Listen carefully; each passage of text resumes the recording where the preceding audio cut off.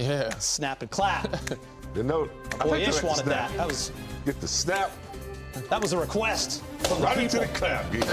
Come on. Snap and clap. Sound like a cereal, doesn't it? It's so nice. We're gonna get that one branded. By the way, Danny Green is here. You were here in the preseason, but officially now. Yeah. 1-0. Not a rookie anymore. In the regular season. By the way, on a night where we saw the Dodgers force a beautiful Game 7 in the World Series with their victory, the Lakers go to 2-0 on this road trip, 3-0 on the road, 4-2 for the season.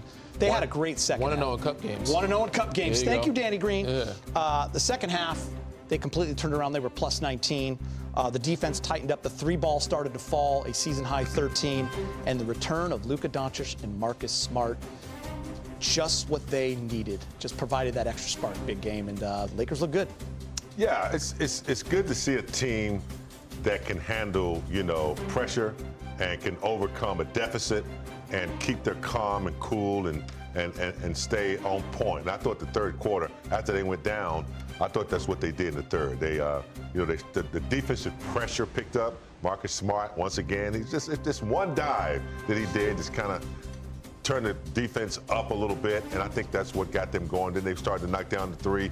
Luka started distributing the basketball, and they got, again, some good role players. Jake, once again. I thought Marcus Smart coming in, the way he was poised, making some good passes, just kept them under control, and they were able to get back in, and after that, they were able to keep the lead. It's a good win on the road. I want to give a lot of credit to Jackson Hayes. Yes. Stepping up big. Jayden, we didn't know what was going on. He didn't come out in the second half, didn't play much in the second half.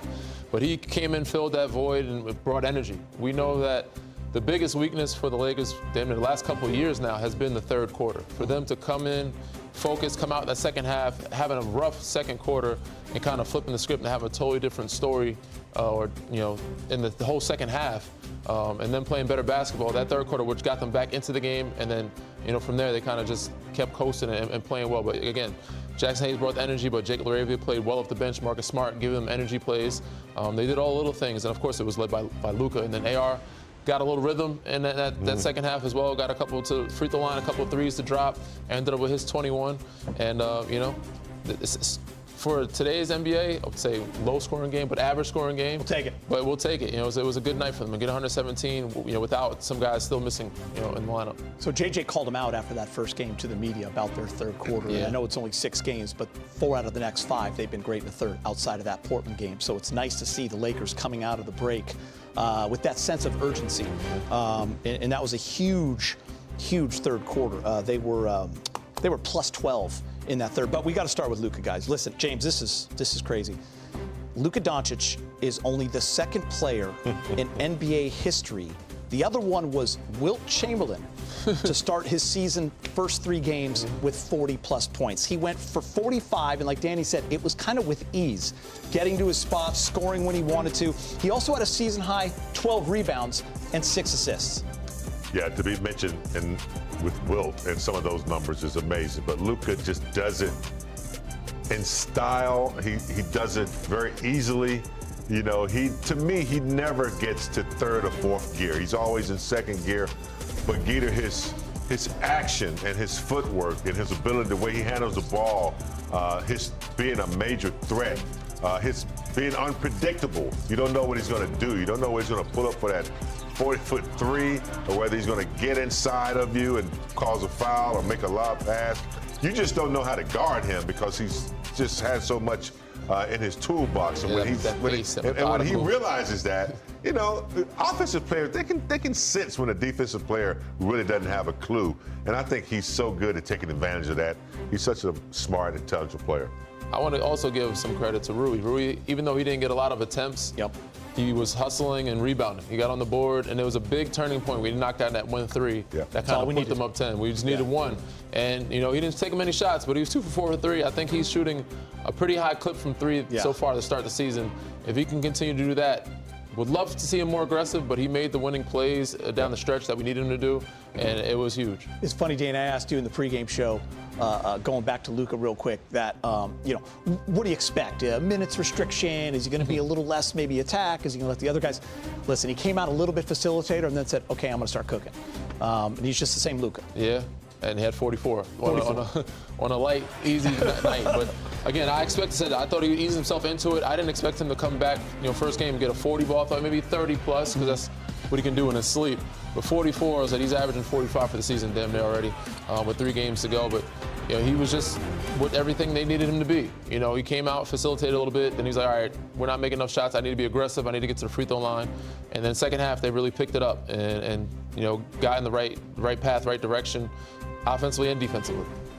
So I'm glad you mentioned Jackson Hayes, because for most of the game he was plus 20. He ended up at plus 15 because of those last 5 points that they scored. But he was phenomenal in the absence of DeAndre Ayton. Hopefully we'll find out more there. Jake LaRavia as well. The 13 points, the 5 rebounds, the confidence, just on 8 shots as well. He had 2 steals in that first half that I thought were crucial. But big game, I want to talk about Marcus Smart. We have mentioned his impact a lot in the preseason, what we were hoping to see from him, because he had to ramp up and we didn't see him much. We saw him that one game against Sacramento. It was on a Friday night, the last preseason game, and you're like, that's the guy we want. Okay, follow that up. First couple of games, he was great. And then he had a few games where he missed, but now he's back and immediately into that starting lineup. He's a plus 12, just getting it done, James. 12 points, 5 of 8, 1 for 4 from 3. He had the 4 assists, 3 rebounds, a couple of steals. He just does it all.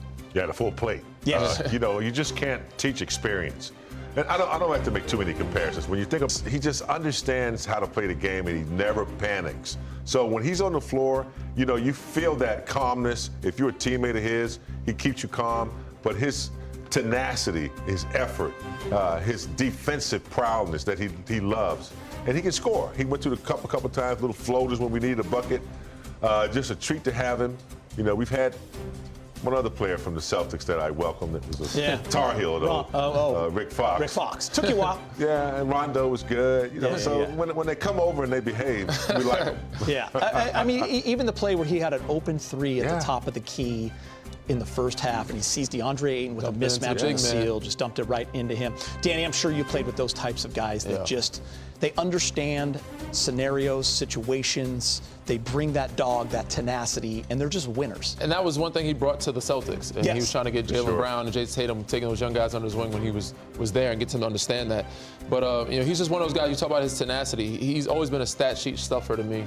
A risk taker, but he's matured in his tenure. So, usually you would get more bad plays, but he's getting a lot more. Not saying more bad plays than good. He'd always give you more good than bad. But tonight he's giving you way more good plays, way more high IQ, less risk-taking plays where he feeds DeAndre and feed the big man. But yes, he's always been a guy that he's going to give you some rebounds. He might get a foul, 2 offensive foul. He might get a illegal screen or flagrant, but he's going to give you way more good than bad, and he's going to do it in Marcus Smart fashion.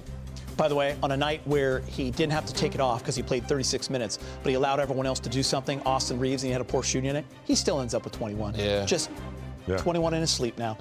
Time to hear from Coach J.J. Redick, brought to you by your Toyota dealers.